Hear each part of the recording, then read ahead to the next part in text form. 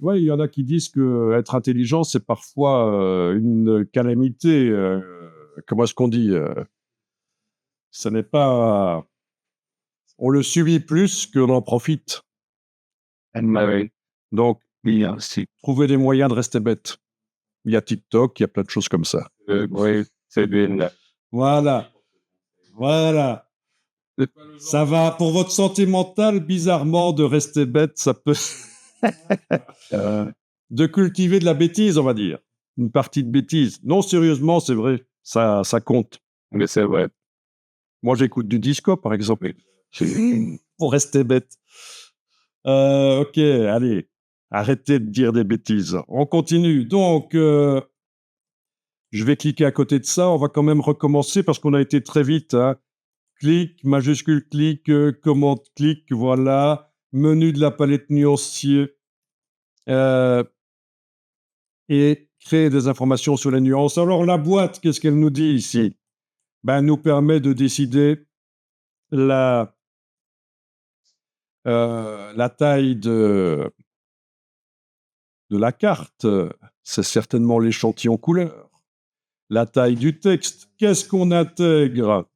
Le TSL n'est pas vraiment nécessaire, c'est une manière de décrire les couleurs qui est une des moins fiables.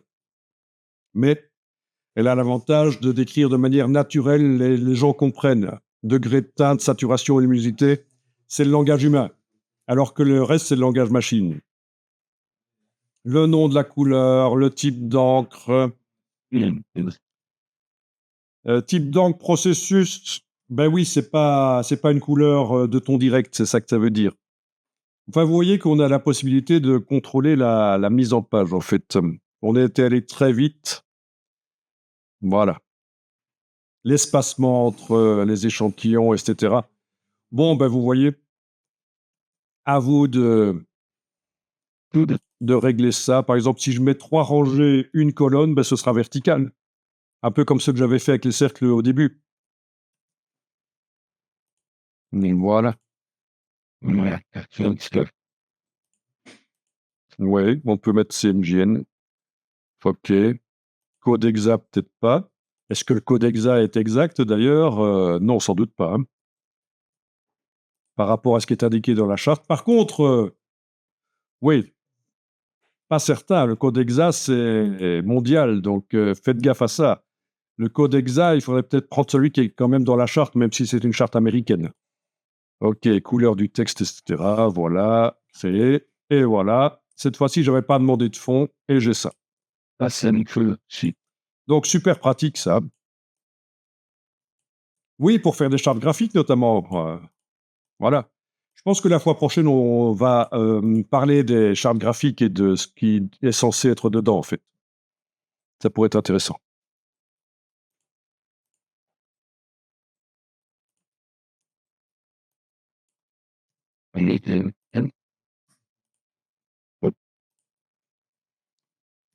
Alors, j'ai rien qui est sélectionné, c'est important parce que si je vais chipoter dans le nuancier, ça va appliquer la couleur.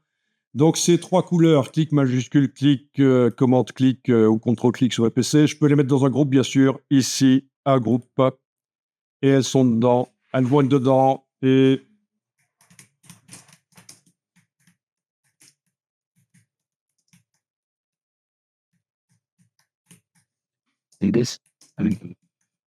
comme ça, c'est plus propre dans la palette nuancier. Bien. Alors, vous voulez utiliser ça dans un autre document. Comment est-ce que vous allez faire? Je fais appel à vos connaissances. Vous gardez ce document ouvert, vous en créez un nouveau, fichier nouveau. Lettre, voilà. OK, vous l'avez. Vous voulez utiliser les nuances, vous voulez récupérer les nuances qui sont là dans votre nuancier du premier document, là, les récupérer dans le nouveau document que je vais d'ailleurs mettre en couleur RVB ici. Fichier mode colorimétrique couleur RVB. Elles n'y sont pas forcément, puisque les nuanciers, c'est propre à chaque document. Avez-vous une solution pour récupérer les nuances rapidement? Exactement. Il y a plein de solutions, mais la méthode la plus rapide, c'est donc de copier-coller d'un document à l'autre des éléments, des vecteurs qui utilisent ce qu'on veut transférer. Donc ici, par exemple, je sélectionne les objets qui utilisent la couleur. Great. Ça marcherait pour des motifs, des dégradés, des styles graphiques aussi. C'est comme ça que ça marche, pour les transférer d'un document à l'autre. Donc, on doit les copier. Évidemment, commande C sur le Mac, CTRL C sur le PC. Là, je suis allé dans le menu édition, copier, juste pour montrer. Et dans l'autre document, on colle. Et voilà, les couleurs ont été transférées dans ce cas-ci. Et on peut tout de suite supprimer l'objet, si on veut, ou pas. On peut le mettre sur le côté.